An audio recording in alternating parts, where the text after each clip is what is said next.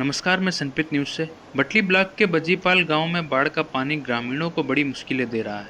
लगातार बारिश के कारण बटली ब्लॉक के बजीपाल गांव में सड़क पर पानी भर जाने से जनजीवन बुरी तरह प्रभावित हुए हैं। तस्वीरों में देखा जा सकता है कि पानी के तेज बहाव के बीच लोगों के पैदल सड़क पार करनी पड़ रही है, जिससे दुर्घटना का खतरा बना हुआ है। वाहन चालकों को भी काफी परेशानी का सामना करना पड़ रहा है। स्थानीय ग्रामीणों ने प्रशासन से मांग की है कि प्रभावित क्षेत्र में जल्द राहत एवं सुरक्षा के उचित इंतजाम किए जाए, ताकि लोगों को आवाजाही सुरक्षित हो सके। हाल के दिनों में ओडिशा के कई जिलों में भारी बारिश और जलभराव की स्थिति बनी हुई है, जिससे कई ग्रामीण क्षेत्रों में संपर्क मार्ग प्रभावित हुए हैं। धन्यवाद।